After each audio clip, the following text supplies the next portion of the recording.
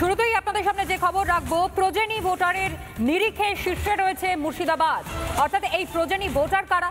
মূলত 2002 সালে যাদের নাম ভোটার লিস্টে নেই এবং আরও বেশ কিছু তথ্য আপনাদের সামনে রাখি। এই প্রজেনি বা বংশক্রম দেখিয়ে এসআইআর এর ফর্ম পূরণ হয়েছে। 2002 এর তালিকায় নাম নেই বেশিরভাগেরই। সীমান্ত লাগোয়া জেলাগুলিতে চমকে ওঠার মতন তথ্য সামনে আসছে। বাবা মা, দাদু ঠাকুমার নাম দেখিয়ে ফর্ম ফিল আপ। কলকাতায় বেশিরভাগই সেলফ ভোটার, এমনকি সেলফ বা যাদের 2002 সালে তালিকায় নাম আছে কিন্তু তার পূর্ববর্তী সময় তাদের নাম নেই। প্রজেনি ভোটারের নিরিখেই শীর্ষে রয়েছে এই সীমান্তবর্তী জেলা মুর্শিদাবাদ। প্রজেনি বা বংশক্রম দেখিয়ে রীতিমতন এসআইআর এর ফর্ম পূরণ করা হয়েছে, এমনটাই কিন্তু তথ্য উঠে আসছে। 2002 এর তালিকায় নাম নেই বেশিরভাগেরই, এমনকি সীমান্ত লাগোয়া জেলাগুলিতে চমকে ওঠার মতন তথ্য সামনে আসছে, যেখানে বাবা মা এবং দাদু ঠাকুমার নাম দেখিয়ে ফর্ম ফিল আপ করা হয়েছে। কলকাতা বেশিরভাগই সেলফ ভোটার। আরও বেশ কিছু তথ্য এই মুহূর্তে আপনাদের সামনে আমরা তুলে ধরি। দেখুন, এই প্রজেনি ভোটারটা কি? প্রজেনি কথার মানে আপনাদের সামনে যেমন গ্রাফিক্যালি আমরা তুলে ধরছি। প্রজেনি কথার মানে হচ্ছে বংশধর। 2002 এ ভোটার তালিকায় নাম নেই, 2002 সালে ভারতে উপস্থিতি নেই এবং বংশক্রম দেখিয়ে এসআইআর এর ফর্ম পূরণ। বাবা ঠাকুরদার নাম দেখিয়ে ফর্ম পূরণ করা হয়েছে। আর এটাই হচ্ছে প্রজেনি ভোটার। যে তথ্য এই মুহূর্তে আপনাদের সামনে আমরা তুলে ধরছি, যে প্রজেনি ভোটার কি, যে প্রজেনি ভোটারের সংখ্যা এই মুহূর্তে সবচেয়ে বেশি দেখা যাচ্ছে সীমান্তবর্তী যেই জেলা রয়েছে মুর্শিদাবাদ সেখানে। আর এই প্রজেনি কথার মানেই হচ্ছে বংশধর। 2002 সালে ভারতে উপস্থিতির কোনো রকমের কোনো চিহ্ন তাদের কাছে নেই, এমনকি 2002 এর ভোটার তালিকায় নামও নেই। বংশক্রম দেখিয়ে এসআইআর এর ফর্ম পূরণ করা হয়েছে, যেখানে বাবা এবং ঠাকুরদার নাম দেখে ফর্ম পূরণ করা হয়। আর এরই সঙ্গে আপনাদেরকে জানাই, এই যে সেলফ ভোটারের কথা বলা হচ্ছে, যে যার সংখ্যা আমাদের শহর কলকাতায় বেশি বলা হচ্ছে, সেই সেলফ ভোটারের অর্থটা কি? সেলফ ভোটারের অর্থ হচ্ছে স্বয়ং, অর্থাৎ নিজ। 2002 সালে ভারতে থাকার প্রমাণ এবং ভোটার তালিকায় নামও রয়েছে। ভোটার তালিকায় নাম রয়েছে, 2002 সালে ভোটার তালিকায় নাম এবং ভারতের নাগরিক হিসাবে নিজেই ফর্ম ফিল আপ করা হয়েছে, ফর্ম পূরণ করা হয়েছে। এটাই হচ্ছে সেলফ ভোটার। এই প্রসঙ্গে শুভেন্দু অধিকারী কি জানিয়েছেন শুনুন। মূলত মুসলিম প্রধান বিধানসভাগুলোতে ভুলভাল বাবা মা দেখিয়েছে। কারণ আপনাদের এটা হিন্দু মুসলিমের বিষয় নয়, হিন্দুদের ক্ষেত্রে আপনি দেখবেন ওই বাবা মায়ের নামের সঙ্গে ছেলে মেয়ের নামের সারনেম নামের মিল থাকে।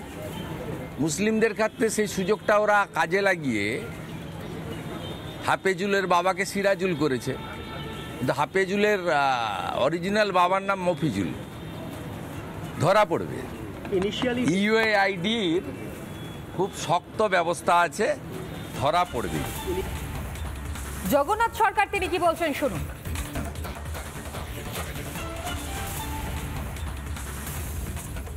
মমতা ব্যানার্জি এইসব অভিযোগ এনে যে কোনো মূল্যে তিনি এসআইআরকে থামাতে চাইছেন, কারণ সেখানে এত জাল ভোটার রয়েছে, অর্থাৎ রোহিঙ্গা ভোটার, বাংলাদেশি মুসলিম ভোটার, এক ভোটার 2-3 জায়গাতে রয়েছে, ডেড ভোটার প্রচুর রয়েছে, যেগুলোকে কোনোদিন তারা বাদ দেয় না। এই ভোটারগুলো দেখা যায় ভোটের পরে দেখা যায় সেগুলো পোলিং হয়ে গেছে। এইসব জাল ভোট কেন্দ্রিক তিনি জয়লাভ করেন, তাই তিনি বুঝতে পারছেন এবার সঠিক যদি ভোটার তালিকা হয়ে যায় তিনি নিশ্চিত হারবেন। সেই কারণে ঠেকানোর জন্য মিথ্যা অভিযোগ আনছেন যে এসআইআর এর কারণে ভয়ে মরছে। ভয়ের মহল তারাই তৈরি করেছে এবং বিএলওদের প্রাপ্য টাকা 18,000 দেওয়ার কথা, সেখানে কম দিচ্ছে এবং বিএলওদের ডেটা এন্ট্রি কোনো করার কথা নয়, তাদেরকে বাধ্য করানো হচ্ছে ডেটা এন্ট্রি। এবং যারা মরেছে তারা মিথ্যা করে নোট লিখে এটা তাদের নোট বলে চালিয়ে যাতে এসআইআর থামানো যায় তারই প্রচেষ্টা চলছে। এসআইআর যাতে থামানো যায় তারই প্রচেষ্টা বিভিন্ন সময় চলেছে এবং এই বিষয়টাকেই সামনে তুলে ধরলেন বিজেপি সাংসদ জগন্নাথ সরকার। সৈকত আমার সহকর্মী এই মুহূর্তে আমার সঙ্গে রয়েছে, আরও বিস্তারিত এই বিষয়ে জানাবে। সৈকত, ইলেকশন কমিশনের নজরে আরও একাধিক বিষয় সামনে আসছে, কখনো ভুয়ো ভোটার বলো, কখনো প্রজেনি ভোটার বলো, আবার কখনো দেখা যাচ্ছে যে সেলফ ভোটার।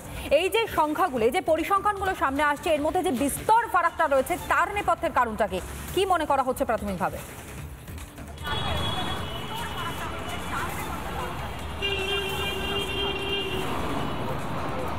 দেখো এই যে প্রজেনি ভোটার, সেই প্রজেনি ভোটারটা কিন্তু এই নির্বাচন কমিশন এই মুহূর্তে থরলি চেক করে দেখতে চাইছে। তার কারণ 2002-এ যেসব বাবা মায়ের অভিভাবকের নাম আছে, কিন্তু অর্থাৎ প্রজেনি ভোটার, তোমাকে বিষয়টা আগে বলি, 2025-এ যাদের নাম আছে তাদের নাম 2002-তে নেই, কিন্তু তাদের বাবা মায়ের নাম আছে। এরকম অনেক ক্ষেত্রেই হতে পারে, কিন্তু সেটা যদি 100% প্রজেনি বুথ হয়ে যায় বা একটা বুথে যদি 100% প্রজেনি ভোটার হয়ে যায়, তাহলে কিন্তু সেটা সন্দেহের বিষয়। সেই বিষয়টাই খতিয়ে দেখতে চাইছে নির্বাচন কমিশন। তার কারণ কুলতলির একটি বুথ, মগরাহাট এলাকার বেশ কয়েকটি বুথ, মুর্শিদাবাদের বেশ কয়েকটি বুথ 100% প্রজেনি ভোটার পাওয়া গেছে। অর্থাৎ এই বুথগুলিতে 2025 সালে যাদের নাম আছে, যেসব ভোটারদের নাম আছে, তাদের বাবা মায়ের নাম 2002 সালে আছে, কিন্তু তাদের নাম 2002 সালে নেই।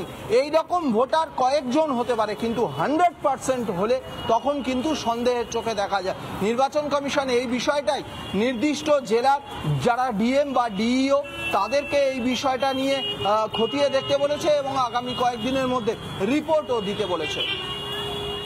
বেশ, ধন্যবাদ জানাই সৈকত, নজর রাখো।